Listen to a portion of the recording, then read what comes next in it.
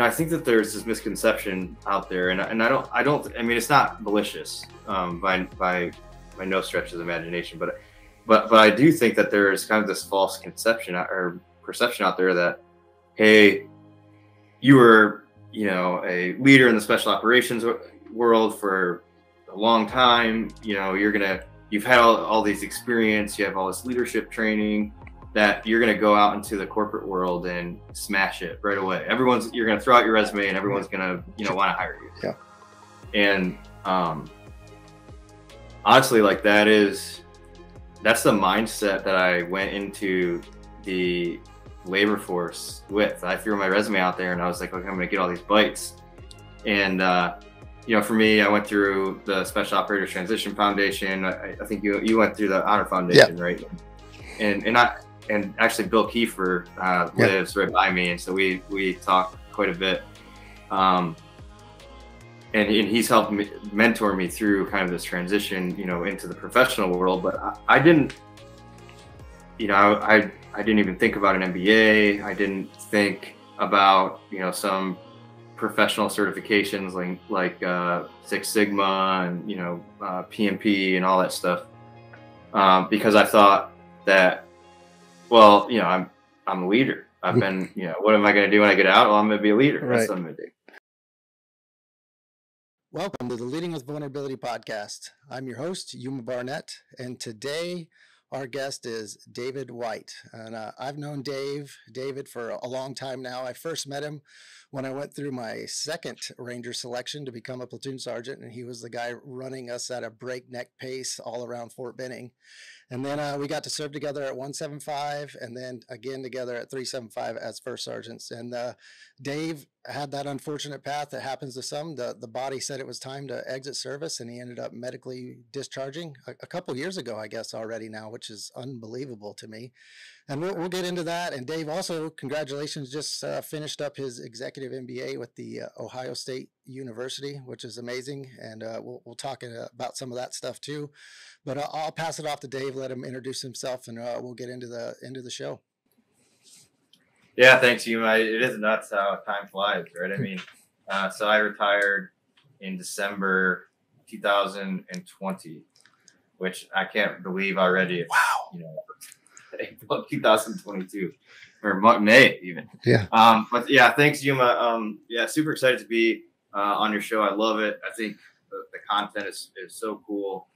And I think it's a really great platform, for, your guests to just talk their experiences and share kind of, but I think ultimately it's all about, how can we give back by sharing our experiences. Yeah. So either, the younger generation or, for that matter, guys, like us that are going through it now, can either learn from what we did right or learn not to do exactly what we did wrong. Right. I mean, I think, so I love your show because of that. I just think it's such a great platform. Yeah. Very honored to be on it with you and look forward to the discussion. Yeah. I appreciate you taking the time. And I think you say something there that learning from experiences, right? And I've noticed since I've transitioned out, I've kind of missed that, where people would able to look at me and learn from either what I was doing right or what I was doing wrong. And I think a lot of veterans, they get away from that, and there's kind of a void there of giving back and helping, help the next generation, and that teach, coach, and mentor. It just kind of stops that day you leave the service in that capacity. So this has been a way for me to do it. And I know the guests have come on and had the same reaction. So you're originally from Ohio, is that right? Yeah. So I grew up in Toledo, joined the Army in 2003. And interestingly enough, so I live right now in Huron, which is about an hour from Toledo, right in between Toledo and Cleveland, right there on the lake, which is nice. It's, we love it. But my wife is from around this area, but we met in Georgia playing soccer. Oh, wow. Yeah. I mean, it was like one of those, once in a lifetime, what are the chances kind of thing. So she went to Alabama for college. And then after school, she, randomly applied to a job in Columbus, Georgia. And she was like, I'll never date an Army guy because, she was seeing all the airborne students in the bars and stuff. Yeah. And she was like, I'll never date an Army guy. here she is, married to one for over 10 years now. So that's the famous last words of a lot of young college ladies all over the country. Right. Yeah. I know for sure. Yeah. So when I had always said to my wife, hey, when I get out, we'll go wherever you want to go. And so we ended up here, which I love. I'm glad, I said that. I feel like kind of secretly in my mind, I was like, well, I love where you're from. And so I'll say that. It'll be kind of your choice. Right. Yeah. That's good. Ultimately, I would love to end up there anyway. But yeah, so grew up in Ohio and then, made it back about a year ago, a little bit over a year ago, I guess. Yeah, that's awesome. And then, so we'll get straight into the question that, the reason for the podcast to kick it off and then get farther in it. What is vulnerability? What's your definition of it? What does it mean to you? So I think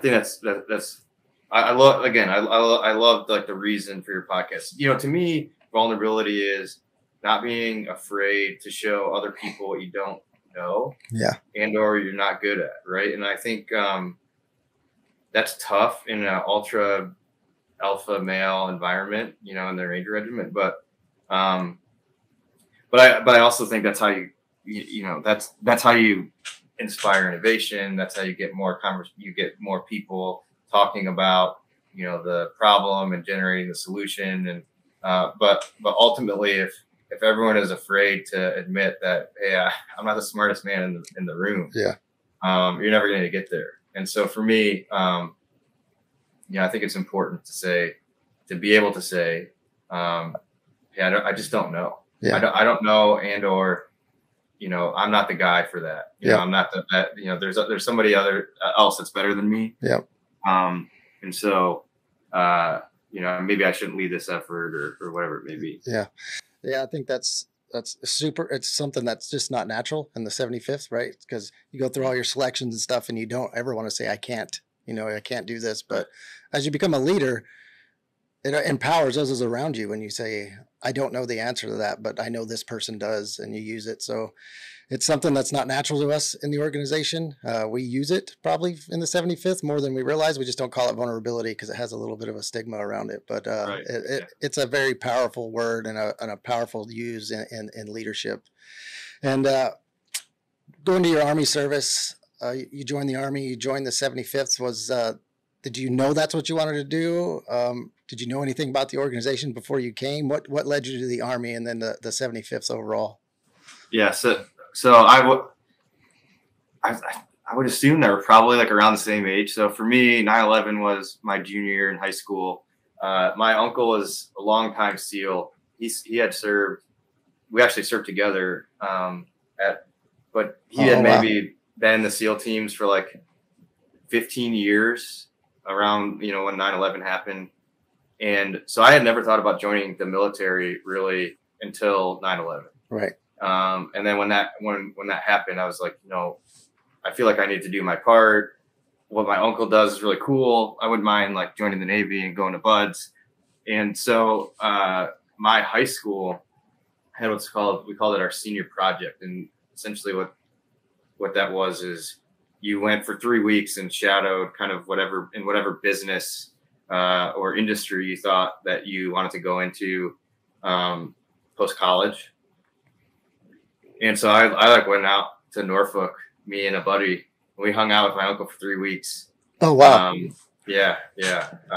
We actually went to Neil Roberts Memorial. And again, I didn't even know, I did not put together the significance of that. Right. When I was in high school. But anyway, he drowned us for like 3 weeks in the pool. And I was like, I want to do this, but I don't want to, but I like to breathe. Right. In the pool. And so, I told him, I was like, hey, I want to join the Marines. And he was like, you're not going to join the Marines. You're going to join the Army, and you're either going to, this was like when the 18 X-ray program was brand new. He was like, you're either going to join the 18 X-ray or you're going to join Ranger Regiment. And if you remember, like around that time frame was probably like probably like a lot of us that were that age had saw Black Hawk Down. Yeah. And I was like, well, I don't know anything about SF, but I saw Black Hawk Down, so I'm going to go to. I want to do that. Yeah. And so that's kind of what led me to the Ranger Regiment.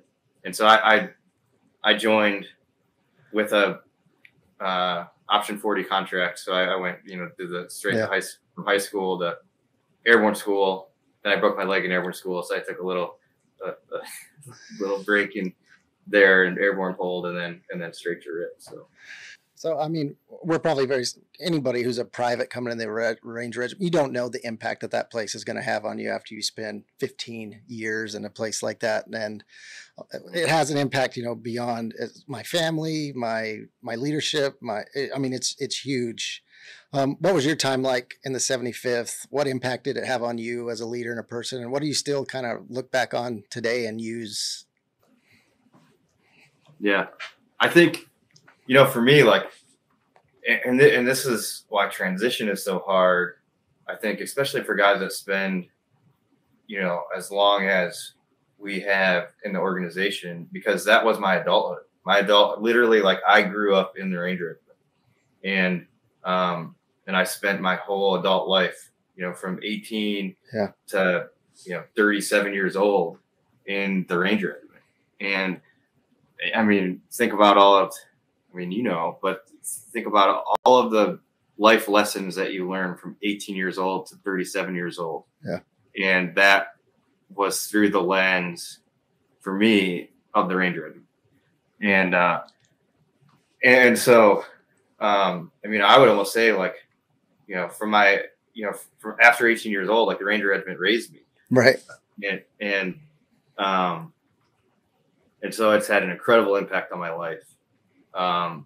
Both good and bad. Right. I think that it's we've all had really great days in the Ranger Regiment. We've all had really crappy days in the Ranger Regiment.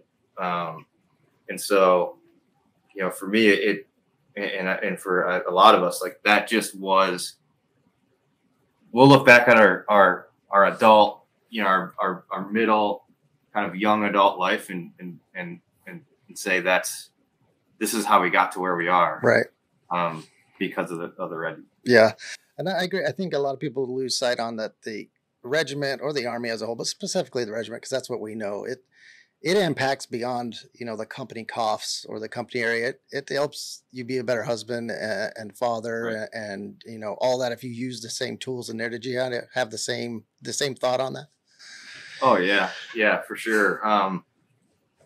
I think, for me, as far as a husband and a father is concerned, I kind of learned through what not to do first, and then, okay, well, how do I adjust? Fire but I think the Ranger Regiment taught me how to be a man, right, first and foremost. And so I think for me, who I was as a man, impacts who I am as a father and who I am as a husband. And so that growth path, went through the Ranger Regiment. I've learned, how to be vulnerable, right, in the Ranger Regiment. I learned how to deal with hardship, how to manage my time, how to, all of that stuff that you learn. Yeah. We just did it through, the regiment. Yeah. And so I think, for sure, of course, like it, I would say, like, almost everything that I am today has at least been impacted in some way by my time in the Ranger Regiment and the people that I met through the Ranger Regiment, and really just my overall experience. Yeah, and I think being in an organization like the 75th, where you constantly have new people coming in that are young, 18 years old, you stay culturally aligned. Like, you understand where the generations are coming and where they're going. And when people are throwing everybody under the bus and saying, these kids are worthless and this group is that, it's not like that at all. As we all know, it's mostly incumbent on that leader who's saying that is probably not a good leader. And that's a unique thing in the military, is you are always in, with the what's changing in culture, because that's what's coming in the military. It's a tough question for you to ask. I'm sure, of all those days in uniform in the 75th, all those deployments, all that time gone, I remember one of the last times visiting overseas was visiting you in the hospital, I guess, right after you got shot, which ultimately, was a kind of led to your, MEB process, which we'll discuss in a minute. But what was that most challenging day, or those hardest days, or those days, you don't miss at all, or something that you look back on that was just, glad you don't have to relive that day in Yeah. uniform. I always put like the day that I got shot is like, it's like down there, I right? know, It's yeah. not up there as in like And I one knew of my you'd say toughest that, yeah. days. I think I have two. The the most challenging day, for me, just as a person, was when Ski was killed in 2007. So he was my best friend. Yeah. He was killed in Balad. That just really, just as a human being, that has been one of my toughest days. But as a leader, I would say one of my toughest days was, so as I went and spent some time in Hawaii. Oh yeah. In the 25th is my I'm mind blank. I don't even, what was it called? Our Charter time? time? Charter time, yeah. Charter, right. Yeah. And so, I got over there and I was like, I'm going to teach, I'm super excited. I'm going to teach these guys how to shoot and how to do, and how to just be an elite, lethal fighting force. And I was super excited to do that. And so I got on the ground. I thought we were doing really well. I was super excited. And about 2-3 months into that experience, we did a 360 assessment for the company. And I had naively kind of thought like, oh, we're just going to get, like, the guys love it, right? It's going to be, it's going to come back and it's going to say, we're on the path. There's always like slight tweaks that you have to make, but that we're, ultimately that we're going where we need to go. That was what I thought. And when I got the results back, when we got the results back for that, it probably was like the worst day of, like, as a leader, like feeling like a failure, because the bottom line is the guys weren't happy. Right. And it took me, it was like a kick in the nuts, right? It was like, man, you thought that you were going to come in here and essentially say, all right, guys, let's let's take this hill. Right. And ultimately, what it was is I was trying to imprint my perception of what that company should be, without their input. Right. Of course you need. Yeah. Right. So, yeah. But it was a great leadership lesson that I got to learn the hard way. But as far as, but it also sucked. Right. It was a hard moment, because it's like, man, you really feel like, wow, you didn't knock this out of the ballpark, even though you should have. Right. And so that was tough. But I also think, it also led to, not trying to jump here, to the next question here, but it also led to one of the best days, right? Yeah. Because once, for me, it was like, okay, well, shit, what do we need? What do we need to do? Because we can't continue down this path. Right. And so what we did was, we brought everyone around. I'm not sure if you saw this document or not, but I brought the company together. We took like 3 months and wrote this 160-page tax op. And it was how we were going to operate as a company, but it wasn't driven from me. It wasn't top down driven. It was because I realized, like, hey, I got to get buy-in. Right. I think that's the thing. Like, I can't, the bottom line is this company doesn't want to be, structured off of the range grid. Right.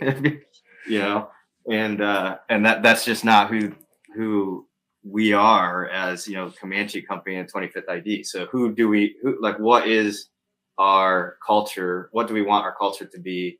Where do we want to go? How do we want to get there?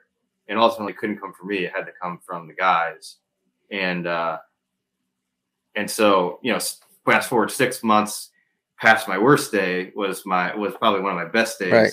When that had flipped, and it's because, again, it was led by the people in the organization, not, from, the leadership, which it just you can't drive culture. I mean, if I learned a good lesson where culture is, you always need the top to push culture, but it can't be driven and built from the top. Right. It's got to be, internally produced and then emulated and reinforced. Yeah. At, the top.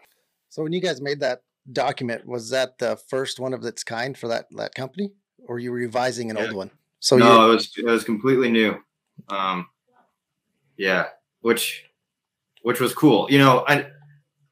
It was one of those things where it morphed probably like I could have never guessed what it would have become. Yeah. I mean, essentially it was like a little Ranger handbook that I got a call the other day from Ty Smardesi, who was my XO when I was in RRC. He was like, "Hey, remember that tax doc? Can you send it to me?" And so, for me, it was just it was a super proud moment for the boys, because I just think like what they produced, was it. I mean, we won. So my proudest day was, again, that fast forward that 6 months, past so my weapon squad, and this was a brigade competition, and my weapon squads came in first, second, and third. Oh, nice. In the whole brigade. And it was because, again, it wasn't Dave White telling them how weapon squad, what the gun line should look like. It was, all the guys saying, "Hey, this is how we want to do it." Yeah. Yeah. Cause they had ownership of it. Right. So they wanted to do it right, because it wasn't something you were telling them to do. Yeah. So, right. I mean, that is kind of that is the next question, but it also, second in that is kind of, from my personal experience, when I hear a CH-47, that just kind of takes me back. Is there anything that, just happens, or, events or stuff that you look back on and just, wish you could do that again? Yeah. Well, yeah, for sure. I mean, there's nothing that beats, riding, doors open on a 60, yeah. Flying to Target with your boys. I go back to like moments I miss, and, things that, that I'll never experience again, but, right. Or some of the, most fondest memories, I guess, it would be that. Yeah. I'm sure. Because even like, of course I enjoyed, the free fall aspect and all that stuff, but I can go skydive, yeah. Down in Ashland, Ohio, but I'm never gonna be riding a Target in the middle of nowhere, under nods, flying to, obscure corner of the world with all your good buddies. Yeah. And, so that's definitely a component that, if I could take a time machine, and go back and do, I definitely would. Yeah. I always tell guys, I'd cut my toe. I'd give you my pinky toe for one more X right. Infill, with on a 60 or 47. So, I think we all kind of look back on that stuff, and there's little triggers and things that are in the environment that bring back the good memories of it. Right. We spoke earlier, your transition, you kind of like happened before you were ready, before you hit that 20-year mark, and you fought hard to get back to a level that was, that you felt was good enough to continue service.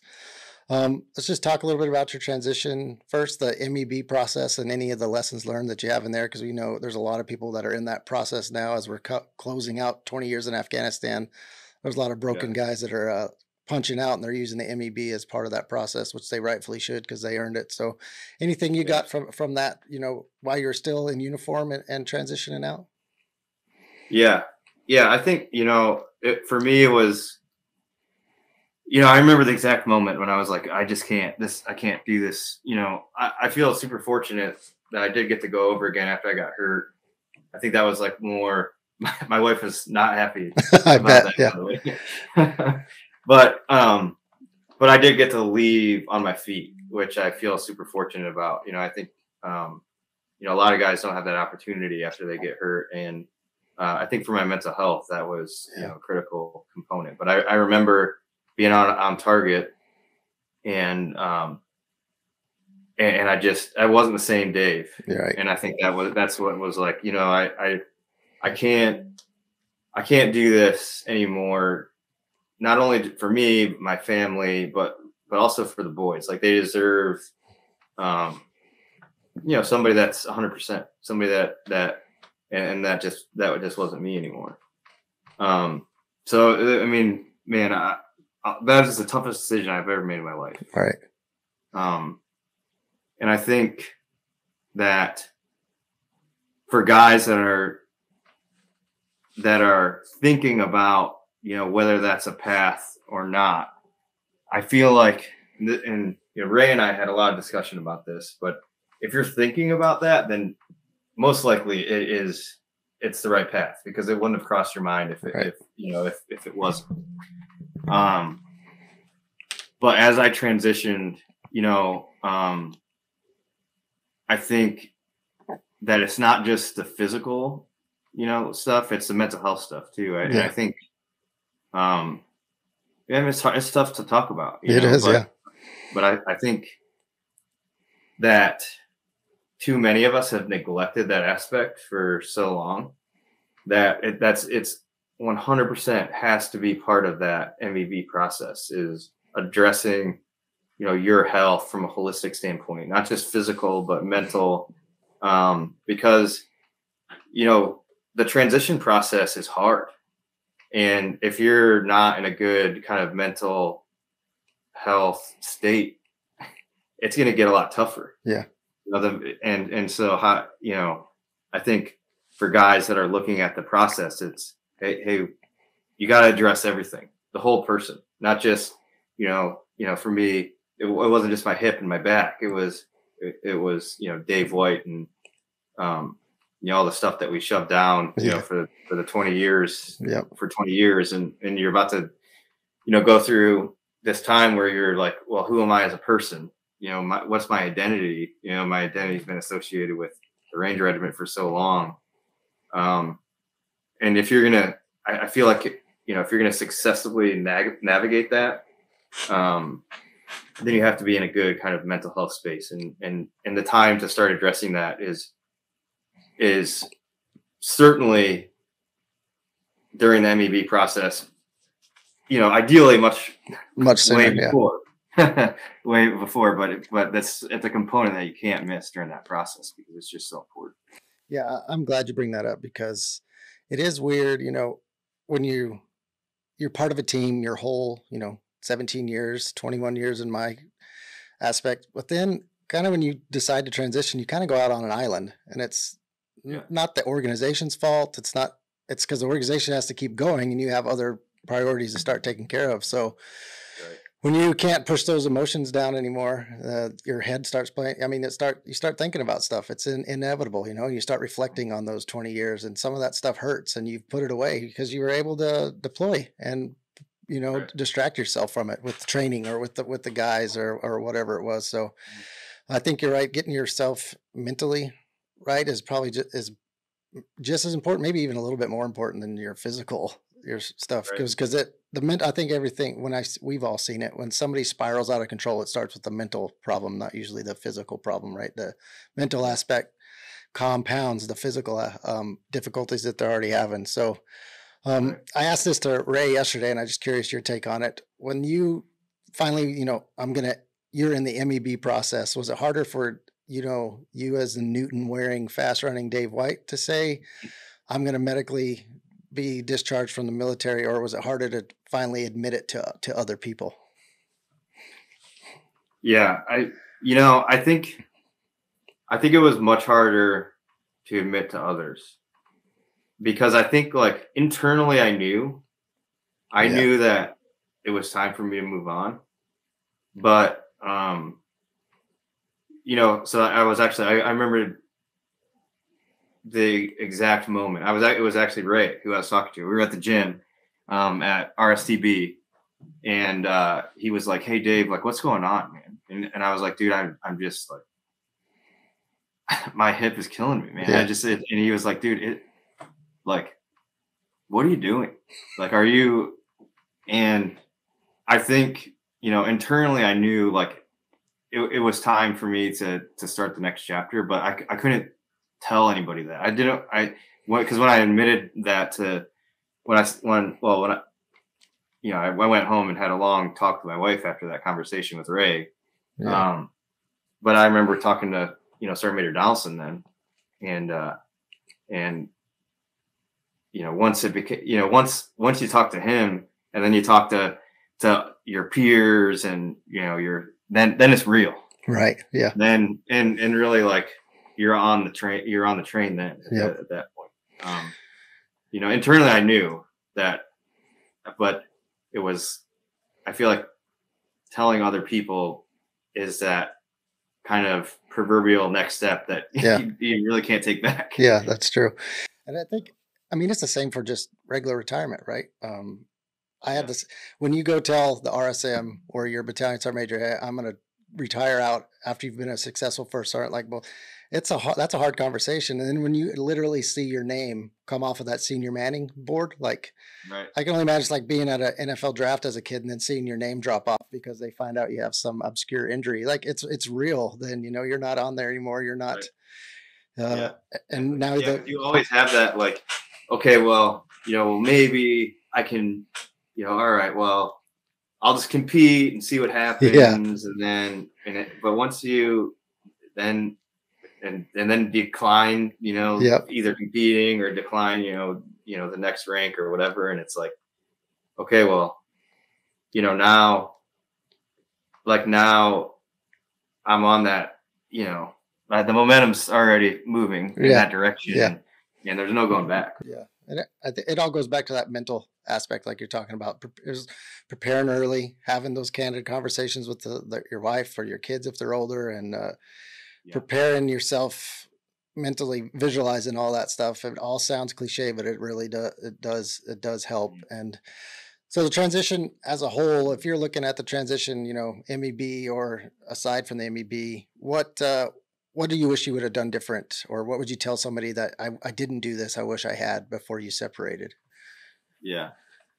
I think that for me, I wish I would have prepared more for what I wanted to do. I didn't know what I wanted to do. And I think, for me, because I retired a little bit earlier than I had thought, I don't know if I really even thought about what I wanted to do after like post army. Post army was always kind of like conceptual in nature. And then at some point I'll get out, and when I do get out, I'm sure before I do, I'll think about what I want to do, when I grow up. And I had always, I think that there's this misconception out there, and I don't, I mean, it's not malicious, by no stretch of the imagination, but I do think that there is kind of this false conception or perception out there that, hey, you were, a leader in the special operations world for a long time. You've had all these experience, you have all this leadership training, that you're going to go out into the corporate world and smash it right away. You're going to throw out your resume and everyone's going to, want to hire you. Yeah. And, honestly, like that's the mindset that I went into the labor force with. I threw my resume out there and I was like, okay, I'm going to get all these bites. And, for me, I went through the Special Operators Transition Foundation. I think you went through the Honor Foundation, right? And actually Bill Kiefer lives right by me. And so we talk quite a bit. And he's helped mentor me through kind of this transition, into the professional world. But I didn't, I didn't even think about an MBA. I didn't think about, some professional certifications like Six Sigma and, PMP and all that stuff. Because I thought that, well, I'm a leader. I've been, what am I going to do when I get out? Well, I'm going to be a leader. That's what I'm going to do. And so when I went into I literally, and I was lucky. So my wife's cousin is a city manager of one of, a city that's kind of near us. And so he had introduced me to a lot of people. So I remember I talked to the CEO of one of the big hospital systems here. And he was like, well, I mean, yeah, you sound, I don't necessarily know what your resume says, but you sound like a competent dude. Let me introduce you to our HR director.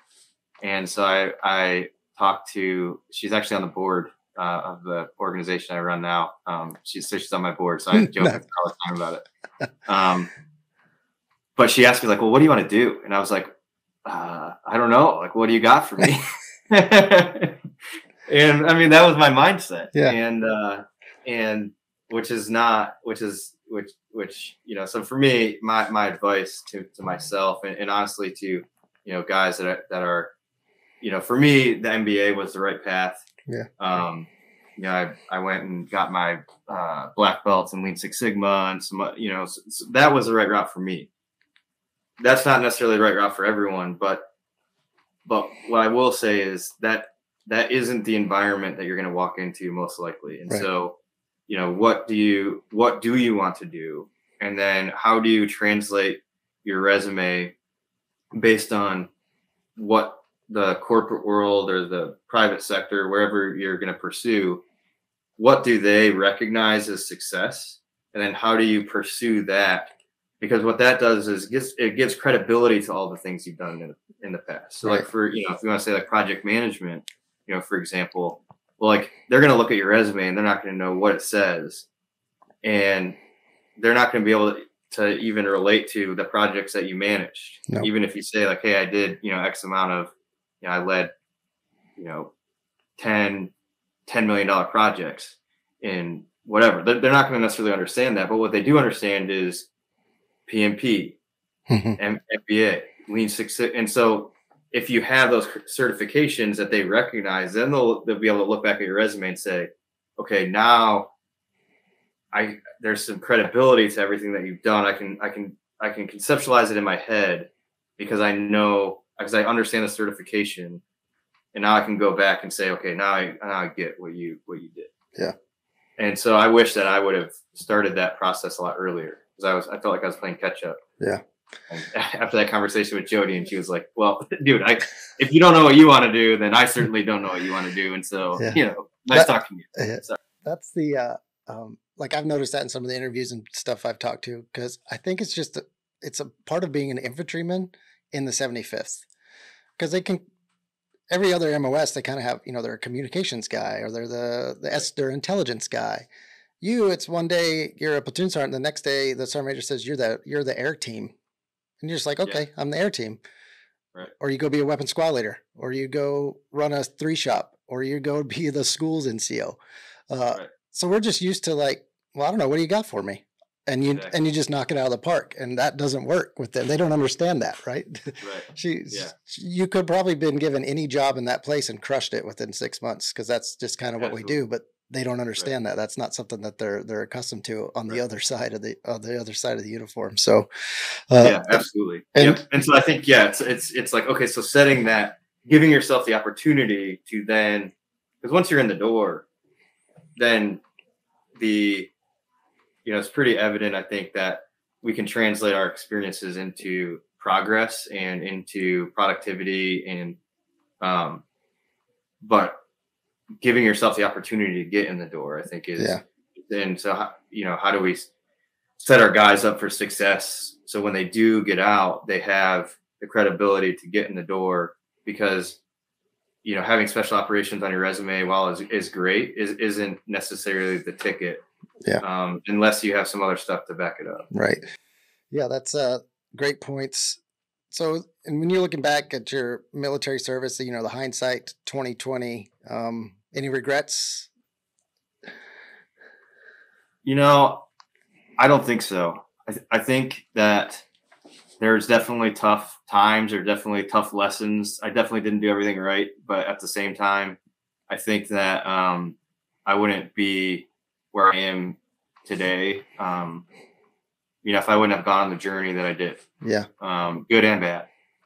I think I can, confidently say that I'm living where I want to with, a beautiful family, a loving wife, great kids, a good job. And I don't know if I'd be in this spot right now, had my journey, have been different, again, good or bad. Right. I think, even back to getting hurt, of course, like it wasn't necessarily fun. And yeah, if I could say like, well, yeah, I guess I wish I wouldn't have gotten shot, but at the same time, it's given me a whole new perspective on life that, I think is pretty cool. And so, while not necessarily a great experience, I don't know if I go back and change it because, I tell, people that like, yeah, I was like a fairly decent runner, but like, I actually like didn't like to run, I just like to compete. Right. And so like, I like to like be first. Yeah, you did. But I didn't necessarily enjoy it. And, I remember it took my journey back to running has taken me a really long time because I thought, well, if I can't run an 8-minute mile or sub 8, then I shouldn't be running. Right. I'm not ready. Yeah. But I was running maybe, I don't know, 9 months ago or so. And I was like running and over the river. And I was about to stop because I was like, well, I'm starting to hurt. And like, I'm not being able to, I can't run a sub 8 right now. So why am I doing this?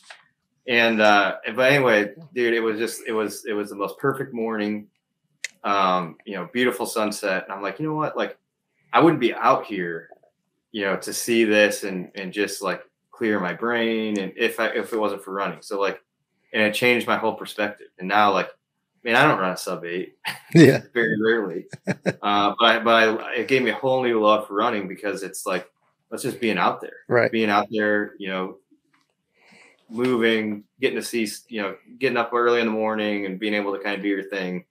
And again, I don't know if I'd have that if I wouldn't have gotten hurt or gotten on the journey that I did. So, yeah.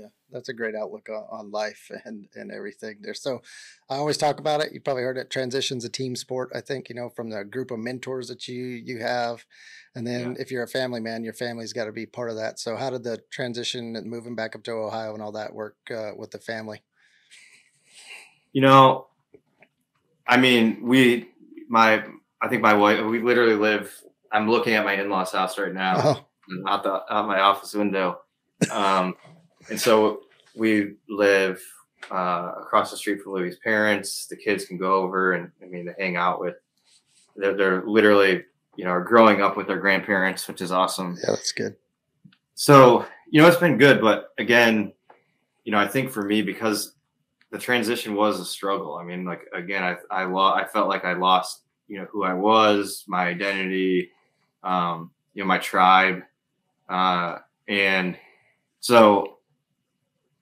My family went and quite honestly are still going on that journey with me. And so it's not, why most days are good. It's still difficult. And, my family is on that journey with me. And so there's good days and bad, but, I think ultimately we're where we need to be. And, I think, that's all that we can ask for. Yeah, you bring up a good point there that I've kind of been thinking about personally the last few days is we look at transition as you transition out, you move somewhere, you get a job, and then the transition's over. Right. I kind of think the transition is going to be part of my life until forever. I don't think we can go through the things that we have gone through and seeing the things that we saw and just, in a year and call it transition complete, so I think that's a really, really good point. And part of that transition, you spoke about, you went and got your MBA. How did you find your time in the military, the regiment, and the MBA, working together, opposing one another? How did that all work? What was your experience with it? Yeah. I loved my time, for us. So the the executive MBA program, as you know, like it's such a smaller cohort, and so there is almost that team aspect that you kind of experience in the regiment. I mean, my class size was like 24, I think. Oh, wow. And so we built, like really great relationships. I think that are quite honestly, like I'll probably talk, to some people in my class for the rest of my life. And so that part was really cool to kind of, build, the Ranger Regiment and will always be my tribe, right? But I'll also have, but we'll also build new tribes. Right. I think, the MBA process allowed me to do that. But, I walked into the classroom that was my first time in a real classroom ever, and I walked into Ohio State, and in my class, it was the chief of surgery for Ohio State's Cancer Center, just a world famous brain surgeon, the, marketing guru from Johnson & Johnson. I mean, just incredible professional careers. And I'm like, man, I've never even been in a college classroom. I'm going to get crushed in this. And, but I think, the work ethic that guys like us build, that we have to build, to be successful in the regiment, just sets us up for success, period. I mean, and I don't think necessarily give ourselves enough credit for all the intellectual work that we do in the regiment. I mean, it's tough. It's not just tough physically, but it's tough, from an intellectual standpoint. I mean, I remember looking, just think about some of the math you did when you were when you were building charges, right? Yeah, right. or just solving complex problems. Yeah. And so it was not that it was easy, but it was much easier than I had thought that it was going to be. Like I felt like I fit right in, after the first, week or two in the program. It's like, okay, I can hang with these guys. Yeah. And girls. And so I loved it. But I also think that, for me, because I entered kind of the corporate, business world, it was a language that I felt I needed to understand.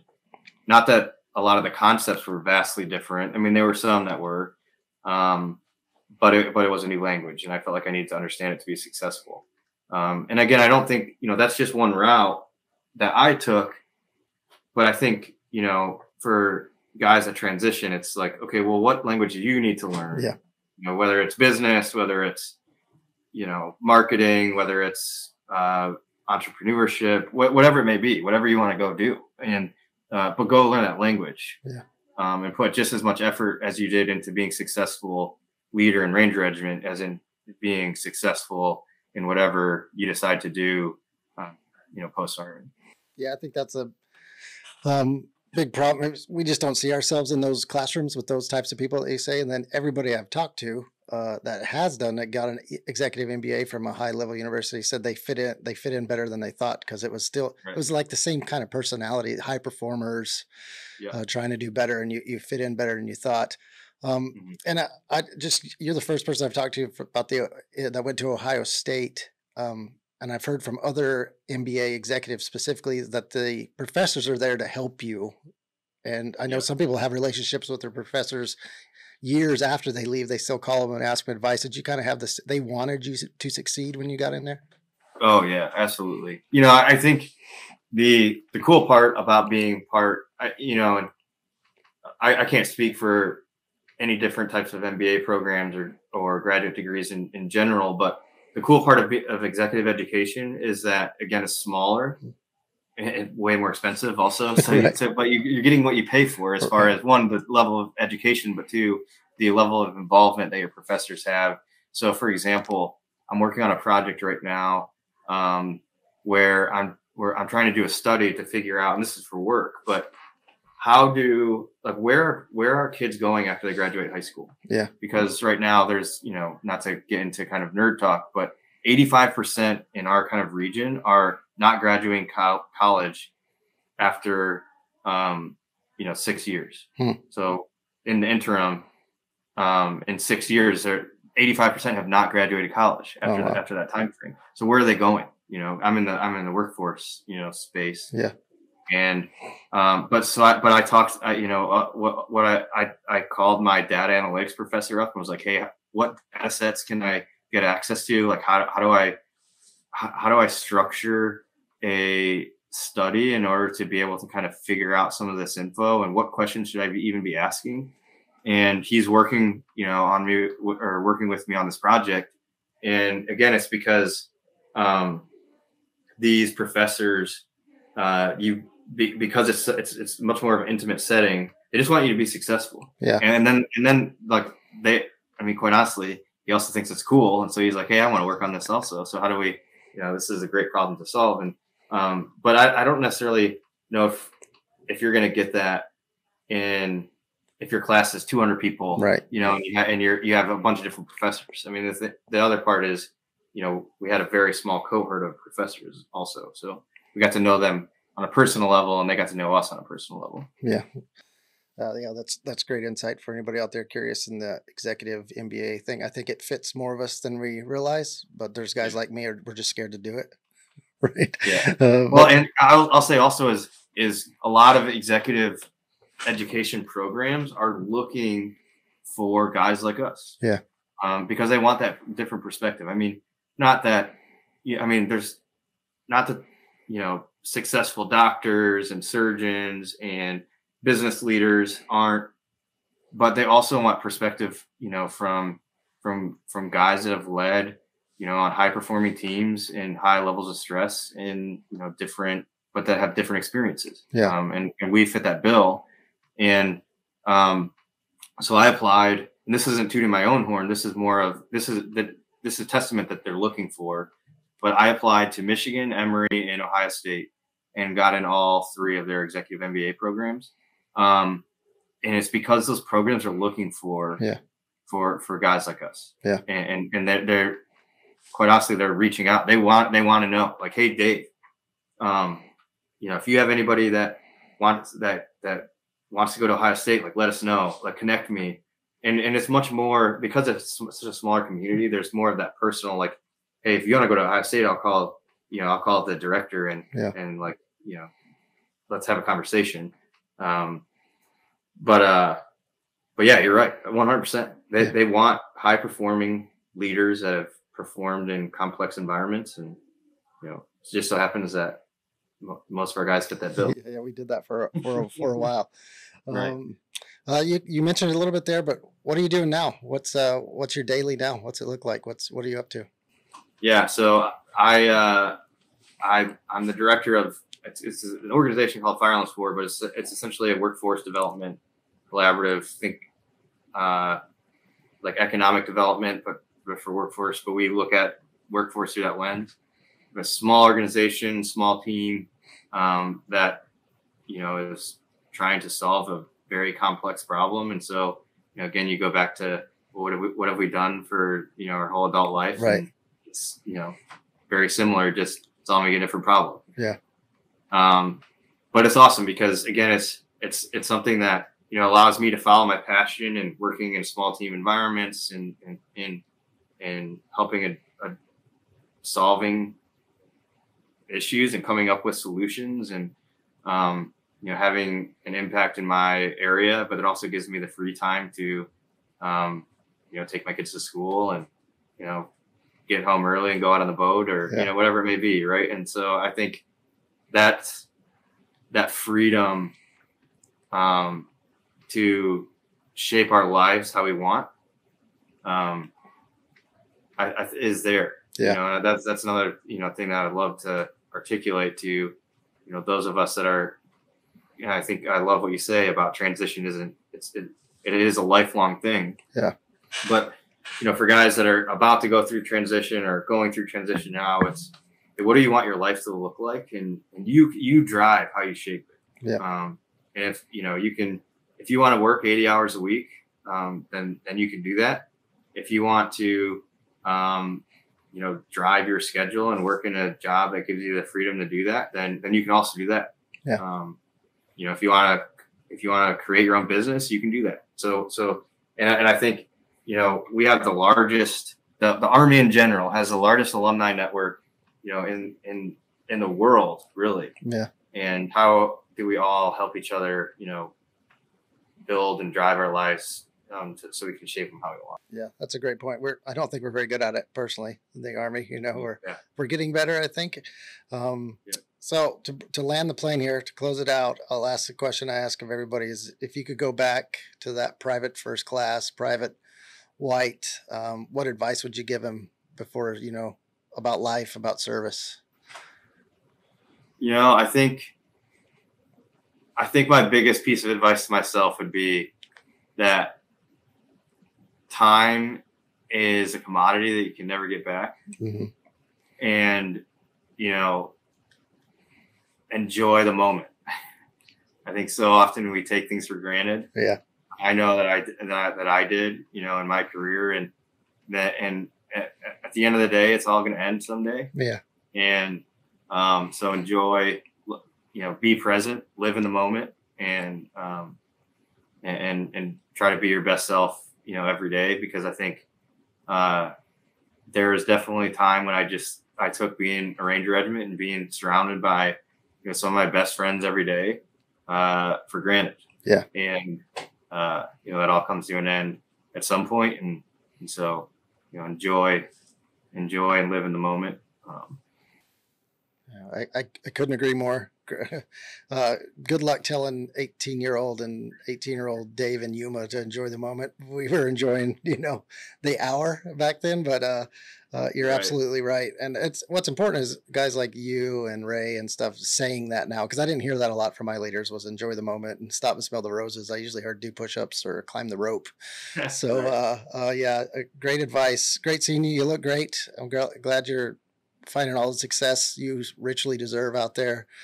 Thanks for coming on the show. For everybody listening, make sure you like, share, subscribe, do all that good stuff. And if you're, I'm sure Dave wouldn't mind having a conversation with you if you're curious about the Ohio area and going and get an MBA up there. So he's on LinkedIn. You can reach out to him. So just thanks again, Dave. It's great seeing you. Yeah. Thanks, Yuma. Yeah. Appreciate it.